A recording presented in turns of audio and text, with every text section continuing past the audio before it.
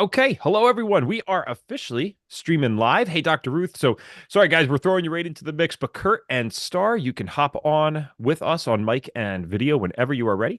Good to see you. Star looking very official. You look like you're working at a call center. I'm Got the, got not the sure nose that's the up. look I was going for. I'm just being funny. All right, so we got to admit our Zoom group here. Give us 1 second, please. If you're watching on somewhere else other than Zoom, welcome, welcome. All right, how this is going to go today, wonderful speakers, is we are already live, so don't say anything too crazy. And we are going to go around, do a Q&A style. We might have one other speaker joining us, but as of right now, it is actually just you three that had fully committed for today, so that's great. We will get off earlier if we're able. Otherwise, oh, here we go. We got another one. Otherwise, we will be able to just spend more time doing questions with you all. And I'm going to wait for 1 second as Jenny Lynn comes in because she is one of our speakers, so I don't want to explain it again. Hey, Jenny Lynn, you can go on mic and video. We are just getting started, so you're all good. Hi. Okay. Okay. I was just starting to explain to the speakers how everything's going. I was also saying we are officially live, so nothing too crazy. How this is going to go is we're going to do a round robin style of questions, and we're just going to go around in the order that you guys came in, if I can remember which order you guys came in. And then those on the Zoom, that's going to be a smaller group today. So the Zoom group is mostly VIPs who, got the recordings and got some other stuff with us. And then we are actively live streaming on a bunch of other platforms, which you guys can't see here. So we're going to pull from that chat as well. I do already have some questions from the day to get started. But again, if you guys are on Zoom or even in the other chat, we are going to prioritize the questions that are live. We appreciate you being here with us. And so if you ask the questions, we will go to you. Otherwise, we will be doing it from my little list here. So who can I start with? Who started? I think it was Star. You seem to be the star student for this coming in first. I made that same joke on the webinar. That's a terrible joke. Star, the first question for you is what are some factors that prevent probiotics from colonizing or working? Yeah, that's a great question. We have obviously probiotics. I work for Microbiome Labs and we have a stool test. So sometimes someone will do a stool test and then do a bunch of protocols and then retest and wonder why they may not see a lot of difference with diversity. And one of the main factors that it comes down to is diet and digestion. You have to have, excuse me, the optimal pH in the gut. Mhm. And if you watched my presentation, then diet and digestion will determine to a large extent the pH in your gut. So if you want those probiotics to work, you can't skip the diet and the digestion. It's not a shortcut. And the other thing is really making sure you're not crowding them out. So there are such thing as what I call kitchen sink probiotics that have many different strains and really high CFUs, and they've never studied those strains together. So while they all may be, probiotics, they don't know what happens when you take them all together. And we've done some research with strains that show that they can actually compete and almost cancel each other out. So you want to make sure that when you are taking your probiotics, that you're not doing too many different kinds of probiotics at the same time, because then they may not work. Okay, I appreciate you sharing that because I think some people, and I was honestly in this boat 10 years ago, we think that just a generic probiotic is the antidote to the antibiotics of this world and all this stuff going on. And what we need to understand is the gut microbiome is a very much developing science. We have some good stuff, but we still have a lot to learn about the probiotics that we're using in addition to the dangers of the antibiotics. So there's still plenty of stuff out there. So that's one thing I love about Microbiome Labs is everything that I've learned from you guys ever since getting started with the company, because I love using your guys' stuff, and I told you that in the presentation. You guys stick with the science, like you're really trying to focus on that and evolving as it goes along. Star, one thing I didn't tell you, so I apologize, and this will apply to all other speakers. Since we only have 4 of you folks today instead of all 6, you probably can feel free, if the question warrants it, you can feel free to take about up to like 4 minutes per an answer if need be. If it's only a 30-second answer, that's fine, but just letting you know what a reasonable time frame is so that we have time for all these speakers. And if you are just hopping in to the Zoom chat or anywhere else that you might be watching, again, please drop some questions and we will prioritize those. Otherwise, we have a list from the day. Kurt Stratman, you were next, my friend. Glad to see you. Actually, we have a Zoom chat question already for you, so that was perfect timing.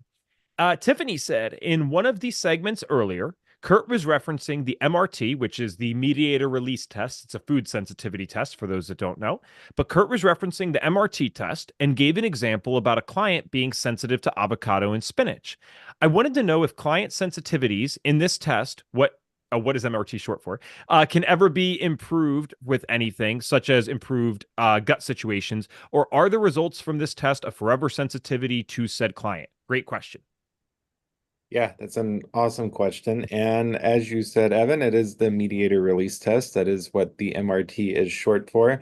It's really the gold standard that I like to use and a lot of other FDN practitioners use for food sensitivities, because what it's measuring is an immune response when a certain food is consumed. And no, it's not forever. You can heal from food sensitivities, and that's the healing opportunities that we're looking to achieve.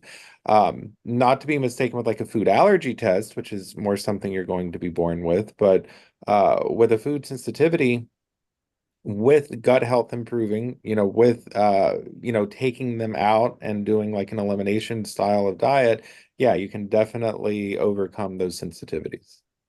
Which is a really great thing for clients to rejoice in. And it's one of the reasons why we, at FDN at least, focus on the MRT as opposed to some other sensitivities, because these sensitivities can go away if you're only measuring for certain things like IgG. A lot of people have dismissed these tests now, right? And I'm not saying that you necessarily should do that, but that's a separate conversation. But people dismiss them because they sometimes don't see the validity in it. The MRT, the way it tests, is such a step above that you can get immediate validity of results, actually something useful, and still get the benefits of healing some of those sensitivities long term. The only thing you won't catch me eating again, though, is wheat. I do try to avoid that one personally for my sensitivities. Dr. Ruth, I had you next. I got to ask, what part of the world are you in this time? Are you still in, I think you were Mexico last time?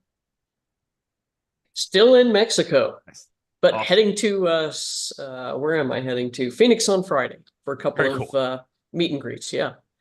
All right, first question for you is, what is the importance of whole foods for dogs and cats? So I think this person is referring to, like, I mean, if you go look at a generic bag of dog food or cat food or something, I definitely know dog food well. I mean, they're throwing a lot of stuff in there. It is certainly not just limited to whole foods. So what is the importance of that type of diet for our furry friends?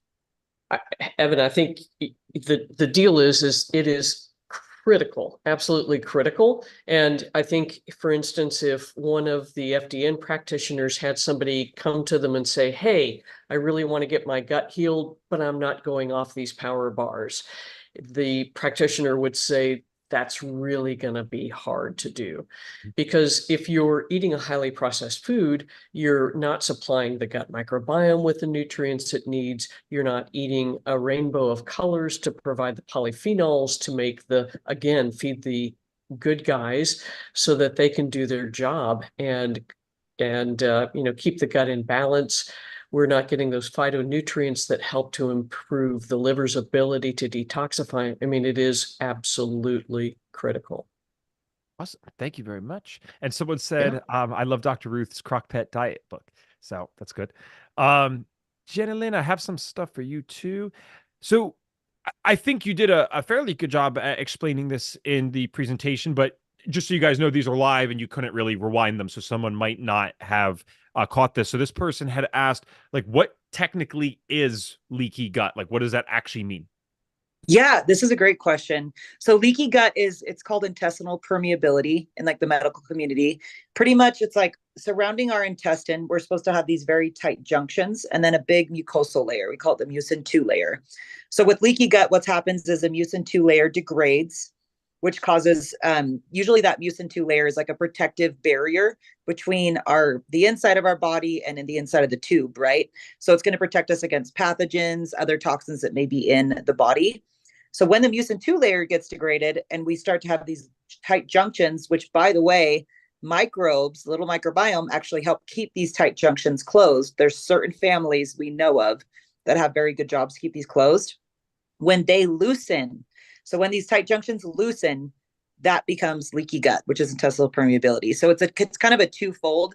It's mucin 2 layer getting degraded, the tight junctions becoming open.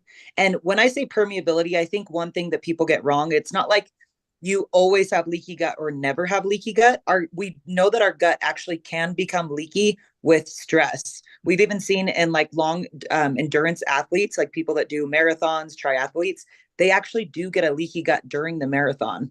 So you have to realize that too much stress can just in itself create those tight junctions to loosen.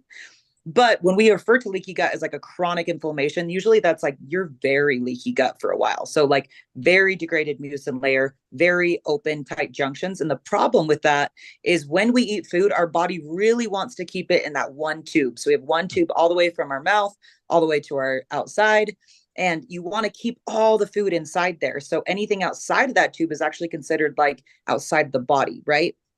So when we are eating food, and this actually contributes to nutrition, like diet intolerances, food allergies, food sensitivities more so.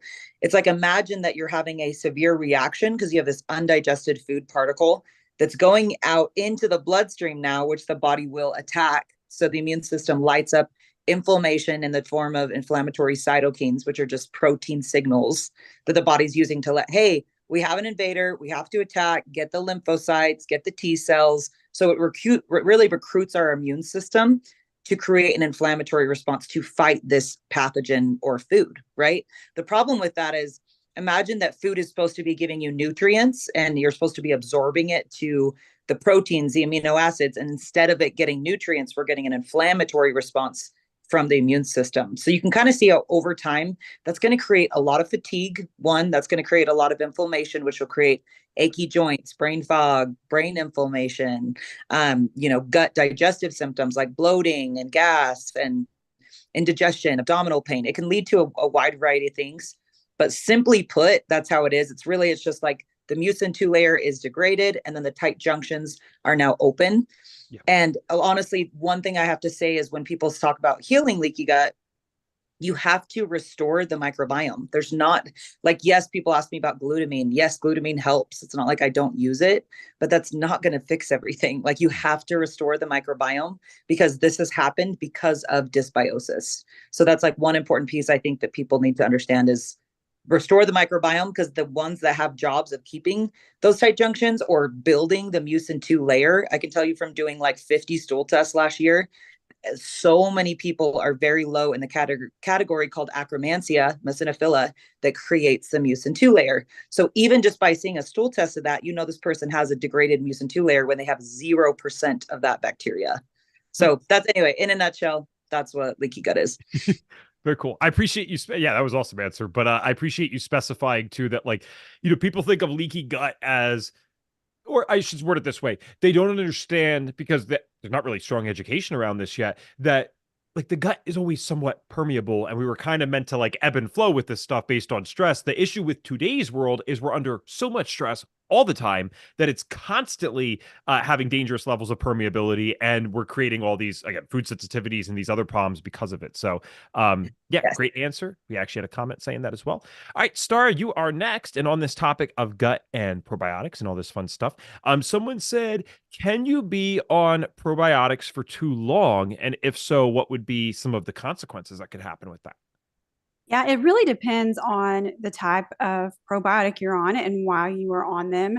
Most of them are pretty benign if you take them long term. But as we were speaking about previously, if you're taking too many, then they can start to compete with each other. So you really need to, and that's back to the stool testing. If you really want to know what's going on in your microbiome and what you need to be doing, the best way is just to test. So you know where to go from there. But like I said, most of them are okay to take long term.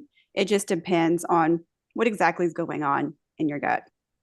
As a quick follow-up to that, if I may, just actually personal interest is, I know with some of the ones that are not spore-based, it does seem that you can kind of overpopulate certain things, or it's a little heavy on one side. Are the spore-based probiotics that places like Microbiome Labs and some other places now use, is that different than just like these random strains that you might get in the refrigerator at your health food store?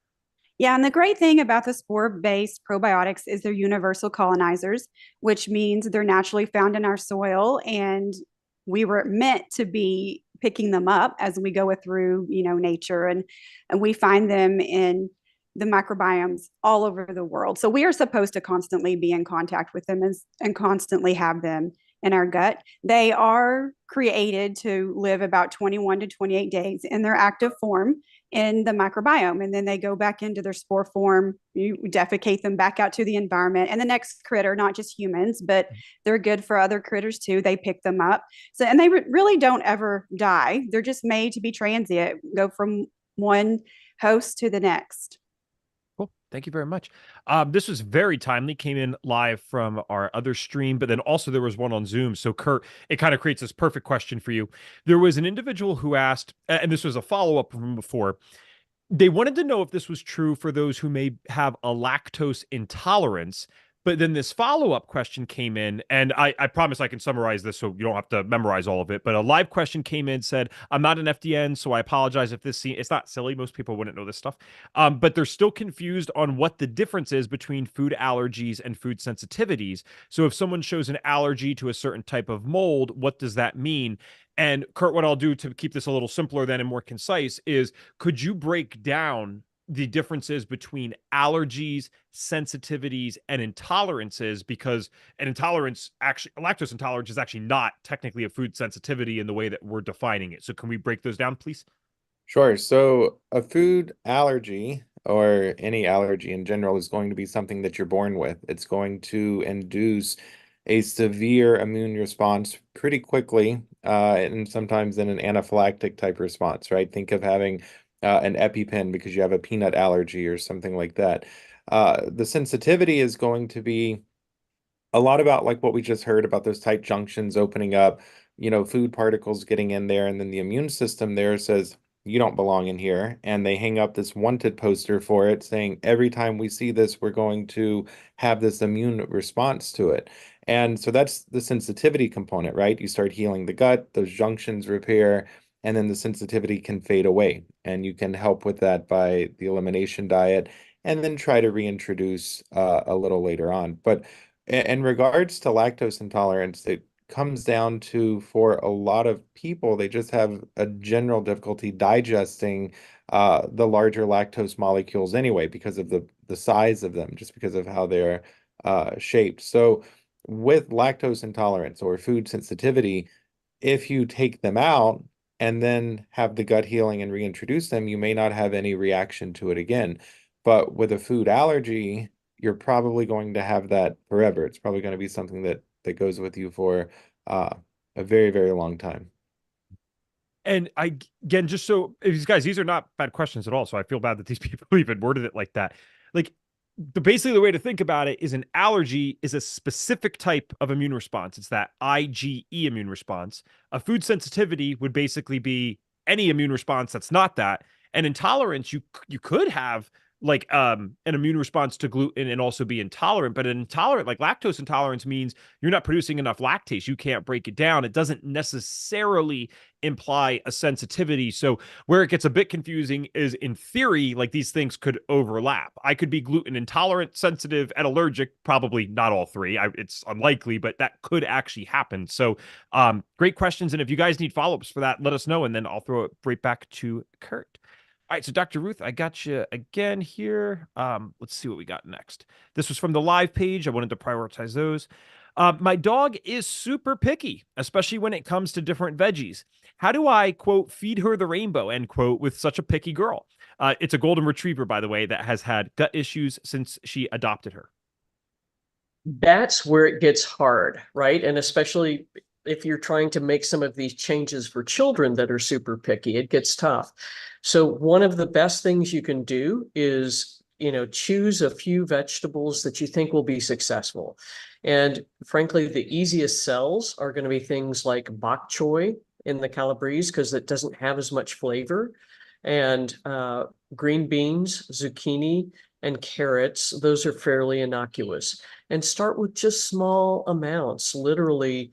For a Goldie, maybe we're going to start with a half a teaspoon per meal and just sort of slowly acclimate your dog to the food. So if she's having difficulty digesting stuff, and if she has been for some time, that could be a big reason for being picky, because her tummy hurts and she just hasn't had any relief for that. These pets are like kids, huh? Oh my gosh. What are you going to do? All right, so Jenny Lynn, I got you next, and this is a reasonable follow-up. They said, great answer about what is leaky gut. So, and I think this is probably loaded. We could do a whole Q&A just with you on this. But they asked, how do we heal leaky gut? And I know that you had already kind of alluded to some things, especially about the microbiome. So, to the best of your ability in the short time frame we have, I mean, how do we start to heal that leaky gut? Yes. Yeah, you're right. This is a loaded question because we could do a whole episode. We could do like 10 episodes. But basically there's a few factors. So it's like people always want to go to supplements, and I do have a section in my course on supplements, don't get me wrong, but you have to fix fundamental issues. So let me just explain that. Fundamental issues are you do have microbiome dysbiosis. What I mean by dysbiosis is you have overgrown, usually gram-negative bacteria that are more pathogenic. And then you have underdeveloped, so like you have lost keystone species. So when I say keystone species, these are like, I explained to the people like they're the knights of your army. They're like very important figures that, yes, we have other ones, but these ones have very important jobs, almost like genetics do. So one, you've lost keystone species. You have to build those back up. How do you build those back up? There's certain bacteria fibers that they like. So for instance, if you're building back Akkermansia, like I mentioned earlier, that builds the mucin 2 layer, they love polyphenols. So what's polyphenols? It's an antioxidant that's in berries, like blueberries, blackberries, strawberries, a lot, there's other things that are in it, but you can just look up high polyphenol foods, you really need to know. That's why I do think stool testing is helpful. Which bacteria are you missing? What feeds those guys? So for instance, I do use mostly microbiome lab products. I love them. And they have a product called MegaPre. MegaPre is made with these certain fibers called FOS, GOS, and XOS. So it's like fructooleosaccharides, galactooleosaccharides. We've known that those can feed keystone species. So the reason that we usually implement those back in when someone's ready, because if you have SIBO, I do not give you MegaPre. I'm not going to go into that now, but that'll be another story. But pretty much you have to feed the good bacteria, build back the good ones, and then you try to lower the pathogenic species. The thing about this that's a little difficult is, why do you have overgrown pathogenic species? Usually it's an environmental issue. So what I mean by environmental issue is, as she mentioned earlier, the pH is off. So your stomach should be very acidic. When I say very acidic, I mean between 1.5 and 2.5 in the pH scale. So very acidic. If I put my finger in my stomach acid without any, it would burn my finger off. So we have like a mucosal lining for a reason, right? The stomach needs to be very acidic. It will kill a lot of pathogenic bacteria that could make it to the small intestine or the large intestine. Part of the dysbiosis that we're seeing is people have chronically low stomach acid. It is like an epidemic, guys. If you're on a PPI, I talked about this on the episode, which is like Nexium, Prilosec, omeprazole, that is lowering your stomach acid production up to 95%. So it's a big, big problem. People usually are on those and develop leaky gut pretty quickly if they stay on them, just to go, So it's like, number one, you got to fix dysbiosis. Why is dysbiosis there? Usually low stomach acid, usually low enzyme production. So you're not actually breaking down food properly, which is going to feed the wrong species. And then usually too, it's a bile issue. So you have to fix the liver. I know this is a loaded answer, so I'm sorry, guys, but just being real, you have to fix the liver. You have to fix bile production, which could be, did they get their gallbladder removed? Or is their gallbladder just sluggish and their bile is sluggish? Bile by nature is antimicrobial. So when we eat, our body does spurt a little bile into the small intestine to coat it, so no microbes can set up house there. So it's like, it's multifactorial is what I'm trying to say, is like, you can't just take one supplement. You have to strategically say, I got to fix my stomach acid, got to fix my enzyme production, got to look at my liver. Usually I see also like a sedentary aspect with a lot of people with leaky gut. They're just not very active, which makes their lymphatic system not active as well, which contributes to more toxin buildup. So it's kind of multifactorial. That's why I do an 8-week course on it, is I'm like, there's no way I can teach someone that in an hour, Mm-hmm. But I was going to say, if you're going to start somewhere, at least start there. Start with stomach acid, test your stomach acid. You could start an elimination diet if you notice that like gluten is reactive to you, or dairy or eggs or corn or soy. And then really a big aspect of repairing it is stress management. Even if you get everything else right and you do the supplements, do the diet, but your stress management is terrible, you're probably not going to heal leaky gut. I hate to say it, because there's a big vagal nerve component. So I really encourage techniques like breath work, meditation, nature, walking, sleep management. It's like kind of all encompassing. But I would say, and honestly, if we're going to say supplements, Microbiome Labs is an amazing place to start. Megaspore Biotic, it's been shown to decrease leaky gut by 60%. So it's like starting with a good spore biotic that can build back your good species is a good place to start. Yeah. We got the double sponsorship for Microbiome Labs today. This is awesome.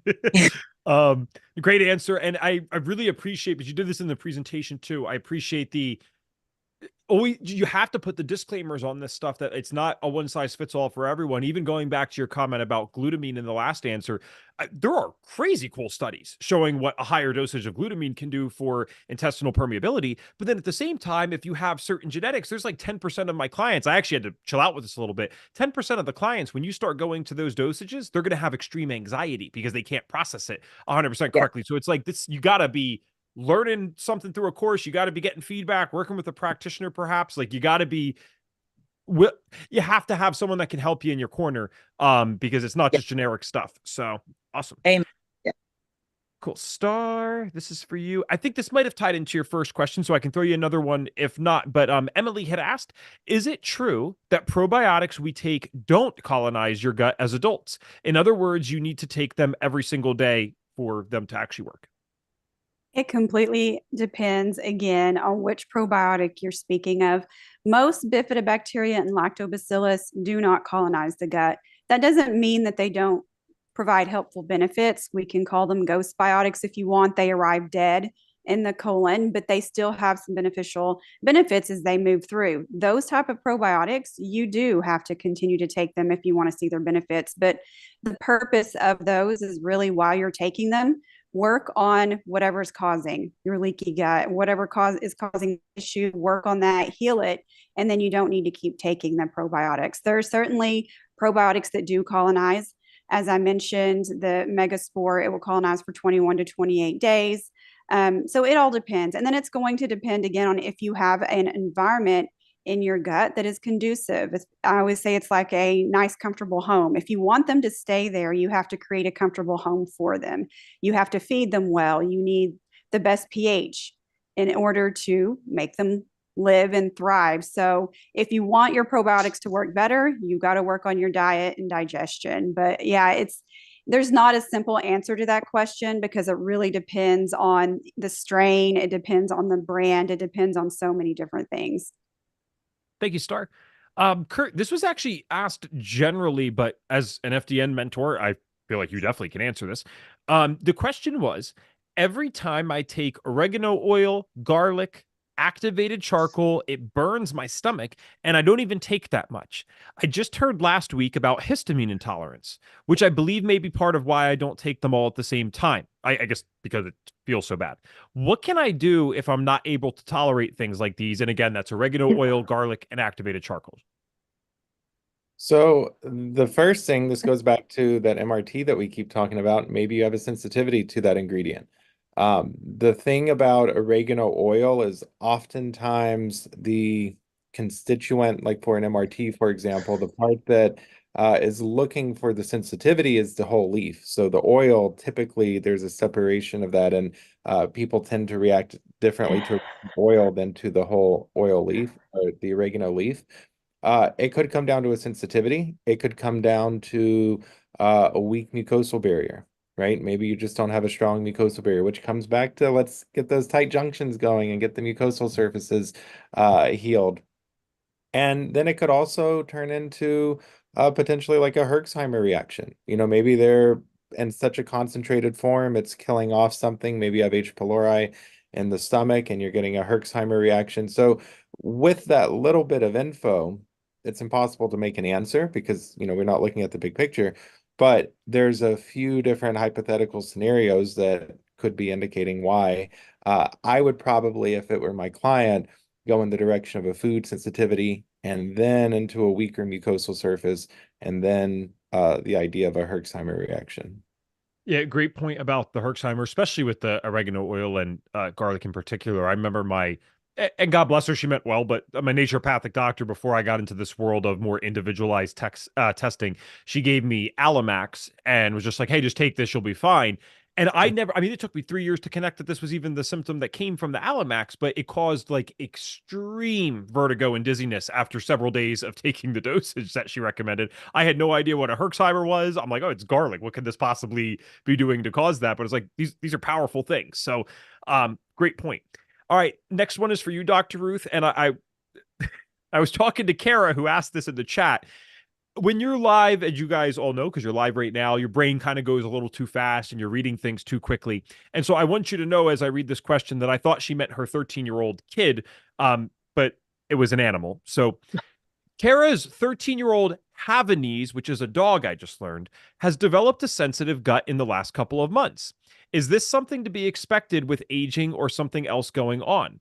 Where to start to help her sensitive belly not get upset and my husband not have to clean the surprises she subsequently leaves out on the floor? So you can understand why I was a bit confused. So how can we help with this, Dr. Ruth? Right on.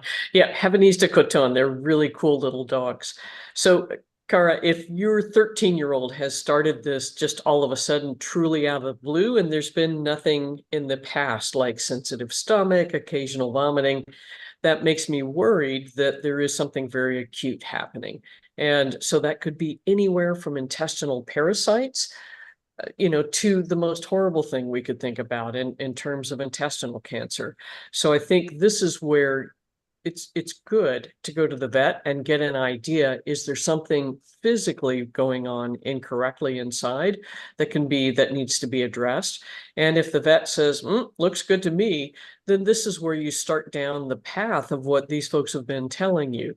So on the veterinary side, we have food sensitivity tests that are hair and saliva based. We have a stool based test for some of the functional medicine tests instead of in terms of zonulin, secretory IgA, pancreatic elastase. So things that will give us an idea about gut function.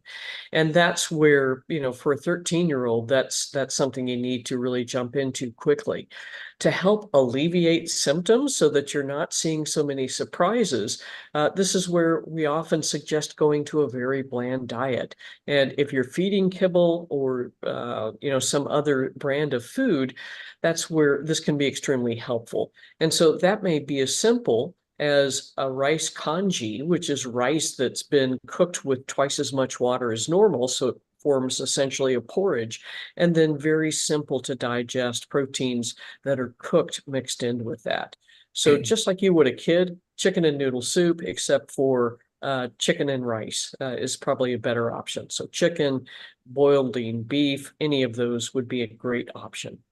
Awesome. Thank you very much. And Kara, not that you needed to do this because this should have been obvious to me, but for everyone else, if you guys don't mind, when you send in a question, please say who you want me to ask it to in the question, because especially some of these with Star and Jenny Lynn are kind of overlapped. So I'm just guessing, not that you guys aren't both great, but if you want me to ask someone specific, you got to put the name in the thing.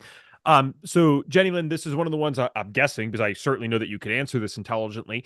Someone had asked, what do you think is the best SIBO test to get? Good question. Honestly, the gold standard it's called Trio Smart Breath Test. So they used to do this breath test where they just test for hydrogen. And let me just give you kind of a backstory. What we're really trying to see is if you have SIBO, which is small intestinal bacteria overgrowth, in your small intestine, the 20 feet right here, if you have an overgrowth of bacteria, they do a fermenting process and then they release a gas. Okay. So if they pick up hydrogen gas is what they used to test for, they could say, okay, you have higher amounts of hydrogen gas than you should have, therefore you have SIBO. Well, we discovered now years ago that there's also hydrogen sulfide is a gas that we can pick up, and methane. So the three, hydrogen sulfide, and methane. So if you're going to do a test as far as a breath test, you want to do a breath test to test all three. And the only one I know for sure of is called Trio Smart Breath Test. I know some insurances cover it depending on if you're having a lot of the symptoms of SIBO, which is like bloating, gas, constipation. But also I just want to let people know it's not, if they do give you a positive, okay, yes, you have a positive SIBO test. Typically in Western medicine, they're just going to recommend antibiotics. And I don't recommend going that route to heal SIBO. That's all I'll say. Thank you very much. Star, you are next. All right, for start, what are the biggest dietary mistakes that clients and patients make when it comes to the health of their microbiome? Yeah, and Jenny Lynn touched a little bit on this, and it's a very boring answer for me to repeat, but it really is fibers. Fibers, fibers, fibers.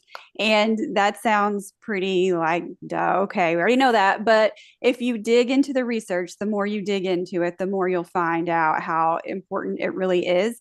And it's not just fibers, it's a variety of fibers.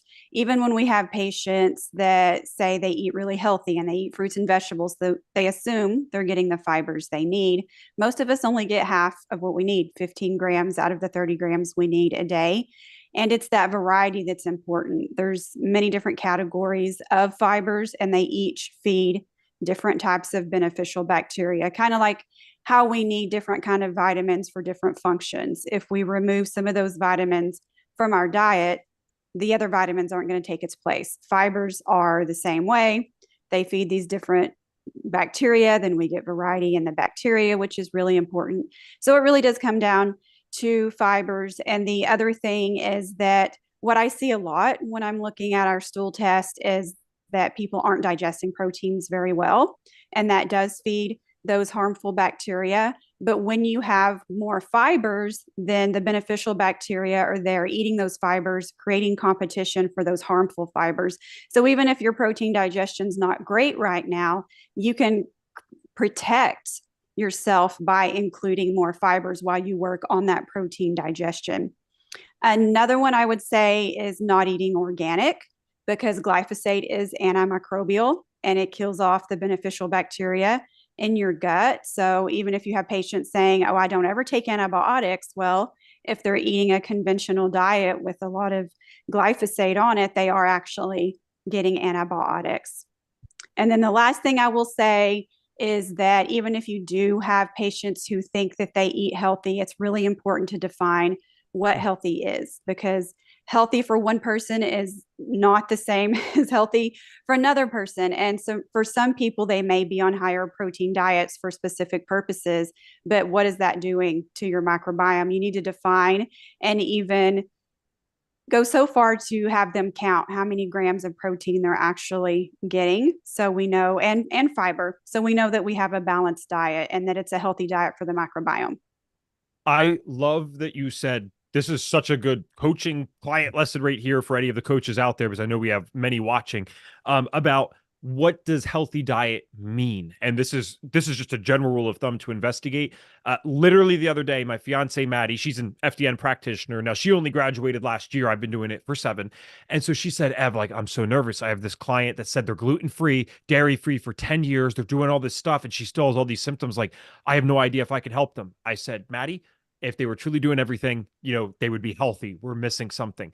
So she gets on the onboarding call with this person. And this, just to be clear, is not a condemnation to the person. The person didn't know any better. But the first thing she says is gluten-free to her meant, oh, well, I only eat it once a week. Now, for those of us in the space, we know you eat one time. If you're sensitive to gluten and you eat it one time, you might have an immune reaction for up to 3 to 6 months. So she's thinking she's gluten-free for 10 years. This poor thing's been eating it once a week. And it's not like you'd be better off, or you might as well just eat it every day at that point. It's not quite that simple, but certainly you are not gluten-free if that's what you're doing every single week. So there's always something more there. I love that as a rule of thumb. Kurt, this one is more about the blood typing thing again. I'm sorry, I lost it for a second. Okay, this person asked, and I think you had said this in the presentation, but still cool to hear again. What are the origins of the different blood type in the blood type diet? Like, where did this even come from? Yeah, so this is actually the part that got me really interested into it, because I went to college for anthropology, and since I'm not Indiana Jones, I'm an FDN, which is the next best thing. And so that's the part that I really nerded out on with blood type, was how all of these blood types came on the scene. And blood type O was the first one. It was, think of the hunters, right? They're going out and killing woolly mammoths or whatever they were after.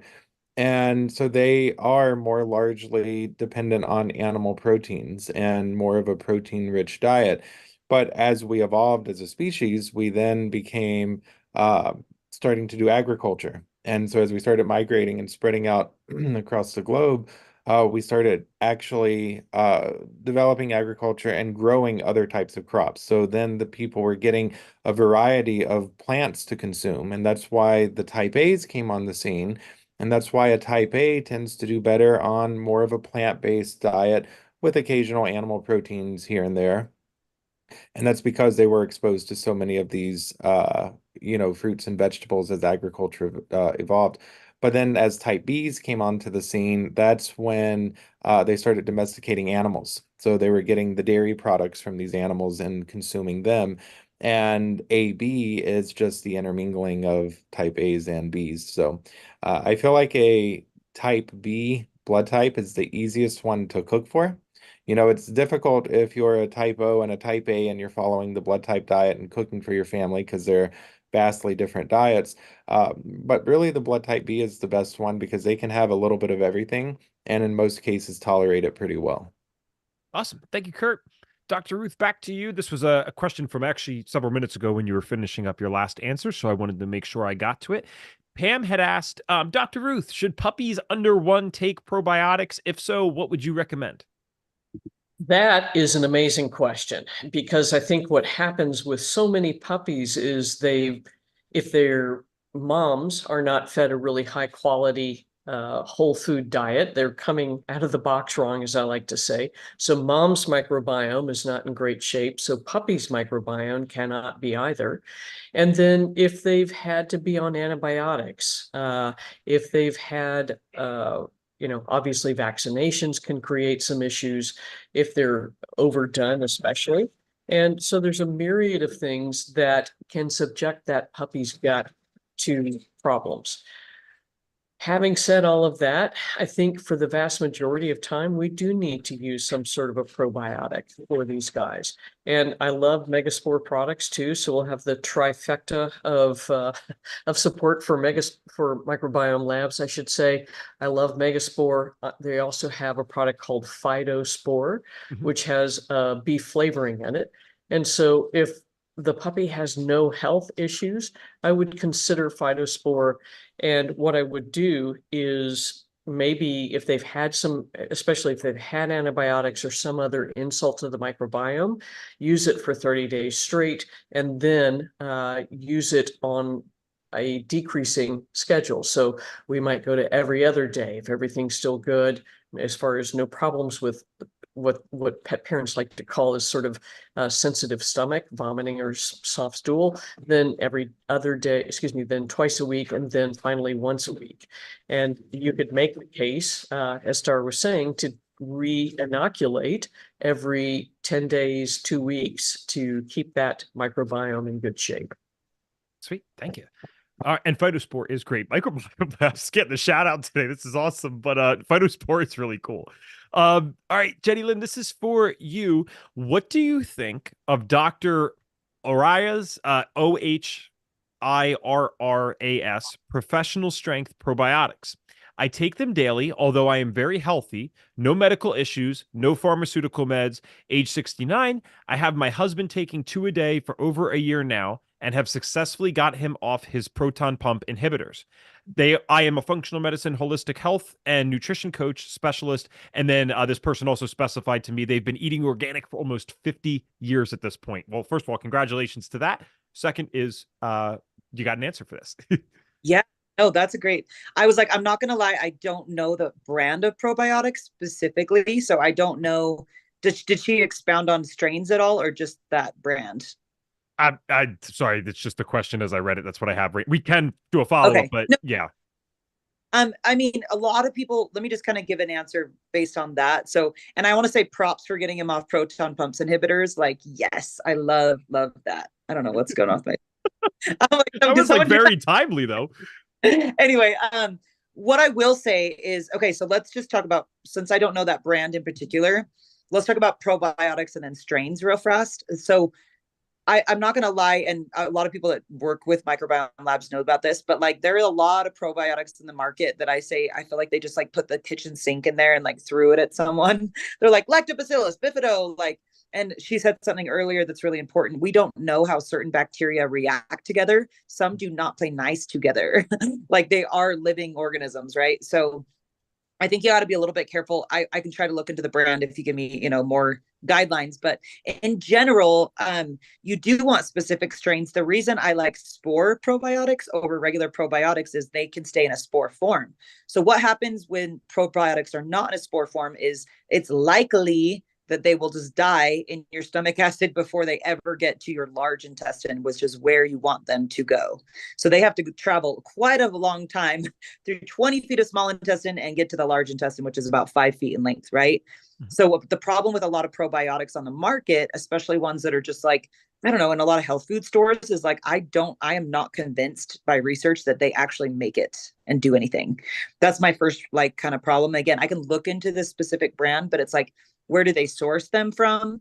How do they process them? Are they dead? Are they alive? Are they meant to go through stomach acid? Do they have enteric coating? Like, these are things you got to start asking. So I can say without a doubt, the 3 brands that I do support highly are Microbiome Labs, Biocidin, and Just Thrive. Those are ones that I know where they get them. I know how they test out. So I support those 3.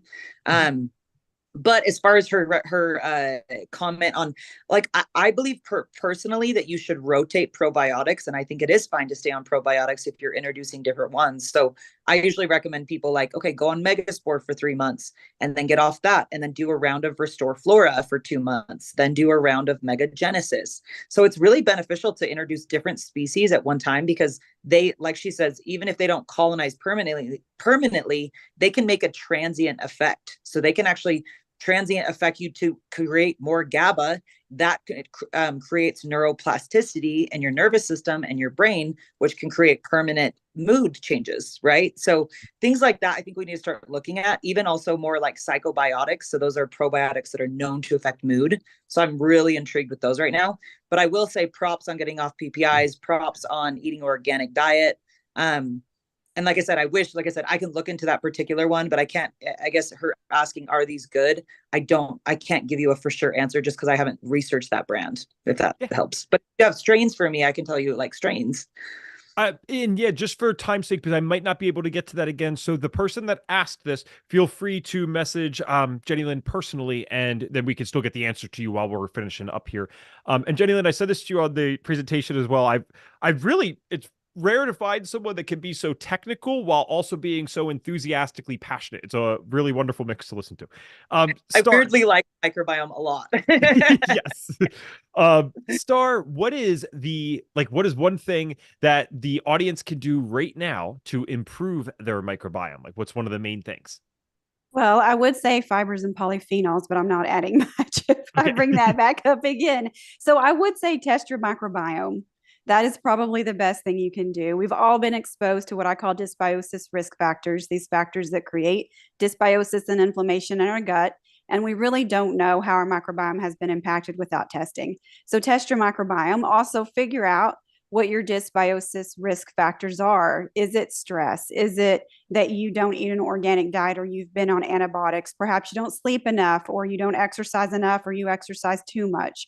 There is a long list of these risk factors that can create an environment that lends to dysbiosis. So figure out what those are, test your microbiome, see where you stand, and then go from there. One other thing that I find that we haven't touched on a lot, it kind of goes along with the stomach acid issue, is that your oral health is so very important for your gut microbiome. We have these oral pathogens and they're supposed to end up in the colon dead, but when we don't have enough stomach acid, then these oral pathogens make it through alive, and the pH of the colon is pretty much the same as the mouth. So if they make it to the colon alive, they colonize and they're very inflammatory there, and they do create IBD, and they can lead to colorectal cancer and some other issues too. So paying attention to oral health, that stomach acid is also important.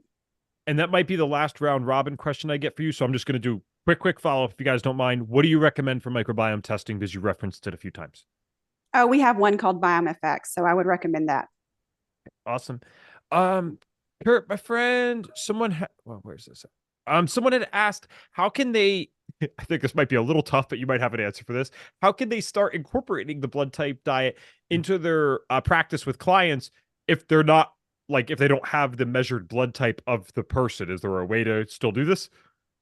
No, not really. But the good news is there are I think they're called Eldon tests that you can order online. You can get them off, Amazon for 5, $6. Those are the kind you would do like in biology class back in middle school or high school. And while they do give you a really good idea of, figuring out your blood type, I wouldn't depend on a blood transfusion for it. I don't think it's that accurate. But it gives you a good idea. But you have access to professionals that are getting the blood testing and to get your ABO tested. So if you find the blood type test, it's an ABO test is what it's called. Um, and you can get those for, $20 somewhere and have them actually go to a lab like LabCorp or Quest and have your blood drawn. Thank you very much, Kurt. Dr. Ruth, this is probably a little tough. This might be again the last round robin question I get, and it seems like these questions are very important to both people. So work with me on this one. The one person asked, what is the prognosis for saddle thrombosis in cats, and are there any natural ways to support them in addition to blood thinners? So we'll start with that real quick. That is a bear. So literally what's happened is there is a big blood clot where as you go down the aorta and the abdomen, it splits off into the two femoral arteries in the legs. And so this clot forms right at that split, or sometimes in one or the other of the femoral arteries. What that means is that there is something that's creating that hypercoagulability, meaning that clot is forming. So getting the kitty through that is really tough. And so blood thinners are important. Pain control is extremely important because it is miserably uncomfortable. And then once you get your kitty through that, then the next step is figuring out why. So it is possible in terms of natural options to help support. CBD would be very helpful because it's going to help bring things into homeostasis. You do need to be careful if there is heart disease involved in this process, because it can alter some blood dynamics and make it harder for the heart. And then using things like that are going to help support inflammation control. So omega-3 fatty acids, turmeric, there's a myriad of options out there. Okay, then my quick follow-up, and I hope you guys understand this just because it seems important to the person, and I mean, I'm not a vet, but I don't know what natural remedies, if any, are there for like rabies. That's a bad one. Yeah. Sadly, that's a tough one. So sadly, rabies is 99.9% fatal once it is contracted. And that is why, with all the discussion about vaccines out there, I do still recommend some level of vaccination. And especially if you can be mindful about using vaccines that are non-adjuvanted. As you said earlier today, I've read some reports of people treating rabies in humans with massive, massive, massive doses of intravenous vitamin C, but those reports are few and far between. Yeah. Thank you. All right, so Jenny Lynn, I will have one more question for you, but I'm just prepping the rest of the speakers because you'll have more time to prep for this. So I'm going to ask Jenny Lynn one more round robin question, and then what we've done every day on the Q&As, if you guys have been on audience-wise. But for the speakers, I'm going to go around and ask you guys, if you've done a podcast with me, you already know this. I'm going to ask the number one thing you want to get everyone to do for their health. So this isn't specific to your topic. It's just general health advice. And then we will have a chance again to shout out where they can find you. So be prepared to drop whatever you're going to say in the chat, please, like some type of website or whatever you guys want them to go to. So Jenny Lynn, my last round robin question for you is, what percentage of the population do you think has leaky gut, or do we know has leaky gut?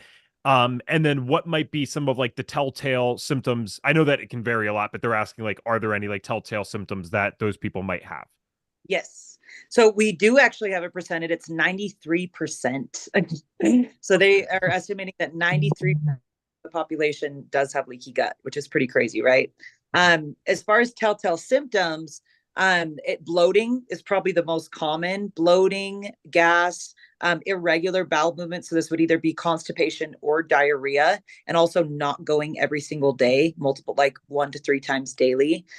Food sensitivities can start popping up. Skin issues are very prominent when you have leaky gut. You can get little red bumps, you can get acne, you can get rosacea, eczema, different autoimmune conditions, even rashes.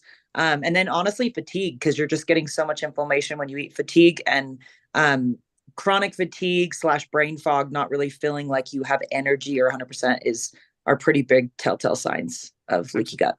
Thank you. And guys, I know there was so much engagement today. I'm sorry if we couldn't get to all the questions, but remember, you're about to have an opportunity to follow all these people. You can hopefully reach out to them in some way there to get some more of these answered. I'm sure they share a bunch of great information. So Star, you will be first again. What is the number one thing you would get everyone to do for their health? So you don't have to answer the fiber question again. And then where can people find you? Well, I was going to say eat fiber. No, I think it is learning how to manage your stress, which is easier said than done, but that does play a big role in microbiome health. But obviously for every other part of your health too, it's stress management. Oh, and where can people find me? I would encourage you to reach out to microbiomelabs.com to find out more about our products and connect with maybe one of our sales reps there.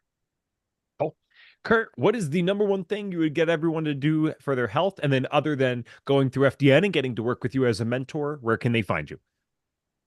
Sure. I always suggest for people to eat the rainbow, which has been coming up a lot in this discussion today, but eating the rainbow is a big foundation that you can do because it's just going to give all sorts of nutrients to you to really kickstart your health. So that's my biggest piece of advice. Thanks. And Star and Kurt, don't forget, please, if you could just type the URLs in the chat, that'd be great. Wait, did you say where they could find you? Oh, my practice is Nourish Integrative Health, and it's nourishintegrative.com. Thank you. Dr. Ruth, all right, what is the number one thing you would get us all to do for our health? Or you could answer this one of two ways. Maybe one thing for our pet's health or pet's health, or one thing for our health, either or. And then where can they find you, my friend? It's a twofer. So what I would tell you to do is put your telephone into airplane mode, go outside with your dog or your cat, and sit down in the grass next to a tree and just be for at least 3 minutes every day. That disconnecting from all of the stuff that's out there and all the bells and whistles that plague us will help return you to a centered place and help you reconnect to your pet who is starving for your attention.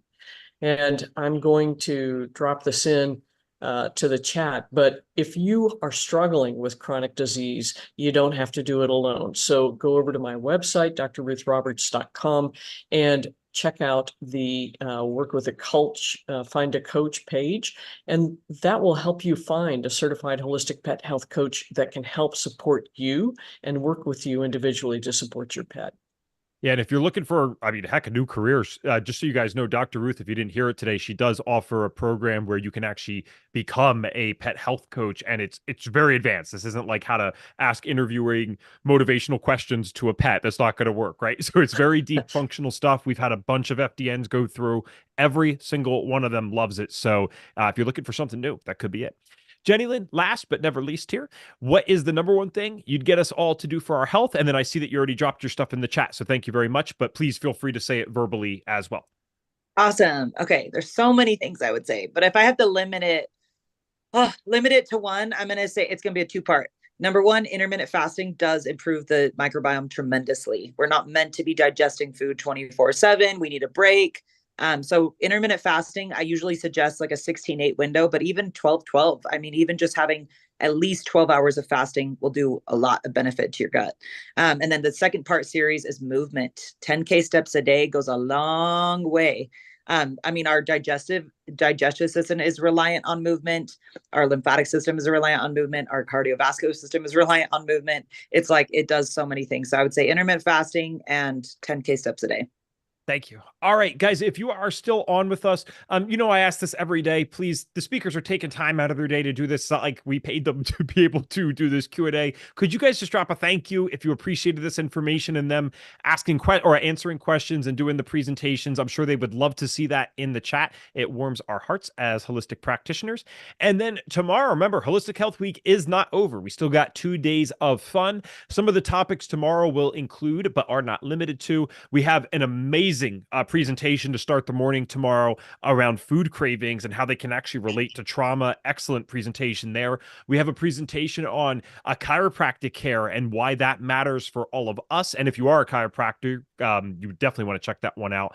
We're going to be doing some mindset work. We're going to be talking about mold, talking about IBS, and also talking about mental health. Actually, that last one will be live because I don't know if it was me or someone else, but the recording is now in limbo. So we are doing a live one tomorrow at 3 EST, but we have another 6 speaker day. So 10 a.m. EST, it all starts. And then we have, again, 6 speakers and a 5 p.m. Eastern Standard Time roundtable Q&A, just like today. Thank you guys all who are saying thank you in the chat. You guys rock. And panelists, speakers, we appreciate you guys coming on. We hope that you have an excellent rest of your day. Thank you for being a part of Holistic Health Week on behalf of FDN. Thanks, guys. Bye, guys. Thank you.